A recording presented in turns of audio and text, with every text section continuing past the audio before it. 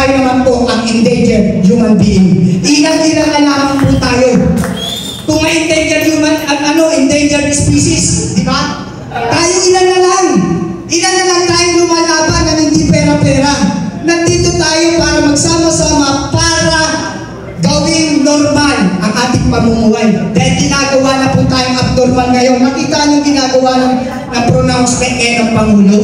Huwag niyong gawing special season ang bagyo. Gawin yung normal. Wala na tayong magagawa. Tingnan yung ginagawa mindset sa atin. Gawin na normal yun. Huwag na lang special season. Wala nang bagyo-bagyo. Masaya, may bagyo. Ano yun? Diba? Parang ginagawa na tayong tanga. Dinidisgrade ang ating mga utak. Yun ay reforma rin. Reformang pababa. Hindi reformang pangat. Kaya dito tayo sa tunay na reforma, aangat ang ating mentality, magkakaroon tayo ng pagmamahal sa ating bayan, magkakaroon tayo ng tunay na reforma sa pagkakaisa, reforma sa paninindigan, reforma sa prinsipyo. Mabuhay reforma Pilipinas! Gandang gabi sa ating lahat.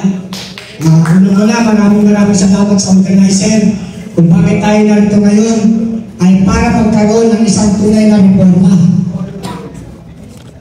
Actually, bago ako pumunta rito, may nag-text pa ka. Huwag kang pumunta kasi kayabang mo yan. Katwira ko, hindi naman ito sa pinanglaban ng kakampi. Ito po ay pagkakaisa. Napakaganda ng titulo, reforma. Hindi ka mag-i-interest. Reforma, ibig sabihin, yung pagbabago na mayroong malalim na dahilan. Pagbabago para sa ikabubuti, hindi sa ikasasama. Kaya ako si Ferdinand de los Reyes, OFW Leaders Advocate po. At dati rin po Marcos Loyalist Leader. Leader po, hindi po member, leader. Hawak ko po ang kalooban dati. Subalit dahil nga po sa ang umupong Pangulo na sinuportahan ko ay hindi naman tumupad sa kanyang mga pangako para sa bayan at mamayan. Gewang-gewang po ang ating bansa. Kaya nag-withdrawal of support po ako. Matagal na po. At ako'y naghahanap ng isang tunay na reforma. Hindi na pagbabago. Kasi tama naman yung sinabi kanina. Dalawang uri ng pagbabago. Negative at positibo. Sa reforma, ibig sabihin ng reforma, meron kang binabago na lumang sistema o meron kang binabago para sa ikabubuti, hindi po ng individual, ng buong bansa po. At ang reforma po, pinaka-importante sa reforma ay ang reforma ng paninindigan na hindi nasisilaw sa kinang ng pera. Yun po ang pinakamagandang reforma, paninindigan, prinsipyo para sa bayan at mamayan. Kaya nga sabi nila, di ba loyalista ka? Bakit ka nandito?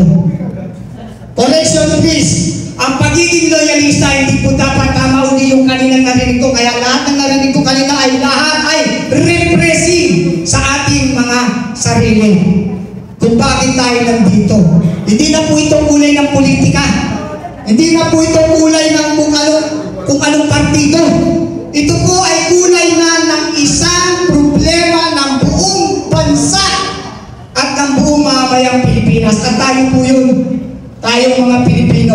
Kaya magpasalamat po tayo kung may nag-o-organize ng mga katulad nito na binibigyan tayo ng pagkakataon para gisingin ang ating mga damdamin para magkaroon tayo ng isang tunay na reforma sa ating paninindigan. Hindi reforma ng pera, hindi reforma ng politika, reforma ng bawat isa sa atin para manindigan, para sa katotohanan. At ito, sabi ko nga kay Mameng, si Mameng dahilan kung bakit ako nandito. Salamat, Mameng. Sabi ko, napakaganda yan, reforma. Hindi pwedeng hindi ako dadalo dyan. Dahil kailangan natin talagang magsama-sama. Itong reforma, filter na filter po ang mga pumapasok ngayon dito. Nakita nyo kanina, may tumakbo. Sabi, hindi nanalo. Binaya po kasi.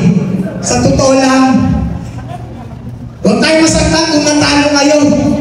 Kasi doon yun na ipakita na hindi kayo lumaban ng pera-pera. Lumaban kayo dahil may pangarap kayo na magkakaroon ng reforma ang bansang Pilipinas. Hindi po ang politika ang magkakaroon ng reforma dito, kundi ang bansang Pilipinas at ang mamamayan nito. At tayo po ang mamamayan ng Pilipinas. Bilang OFW, 21 years po ako naging OFW, nag-retire po ako 2015. Tamang-tama 2016, tumakbo ng Vice President si BBM, nakasuporta po ako. Kaya kung bakit po ako hindi na bumalik, dahil nag-dedicate po ako na gusto ko ang Pilipinas naman ang magkakaroon ng isang tunay na huwag na pagbabago, reforma. Isang tunay na reforma. Kaya sana po, huwag po natin sayangin ang pagkakataon na narito tayo ngayon. Ito po ay may dahilan, hindi po ito pinlano. Kung tayo narito ngayon, tulad ng sabi kanina ni Ma'am Vivian, pare-parehas po tayo ang sarap pakinggan at nadarama ko yun na tayo ay pare-parehas. Pare-parehas tayong mga Pilipino. Kung ano ang talent ng bawat isa sa atin, kung ano ang kakayahan ng bawat isa sa atin, i-share natin, tumulong tayo para sa isang tunay na reforma. Huwag puro forma, reforma. Bayan ng mamayan po ang usapin na ito. Kaya, suportahan po natin ang reforma. Dahil kung merong endangered human being, endangered species, tayo naman po ang endangered human being. Ilang-ilang na lamang po tayo. Kung may endangered species, di ba?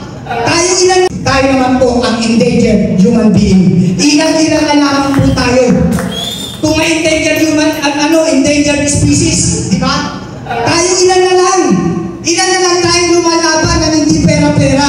Nandito tayo para magsama-sama para gawing normal ang ating pamumuhay. Dahil ginagawa na po tayong abnormal ngayon. Nakita niyong ginagawa ng pronouncement ng Pangulo. Huwag niyong gawing special season ang bagyo. Gawin yung normal. Wala na tayong magagawa. Tingnan yung ginagawa mindset sa atin. Gawin na normal yun.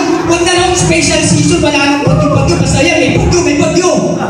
Ano yun? Diba? Parang ginagawa na tayong tanga.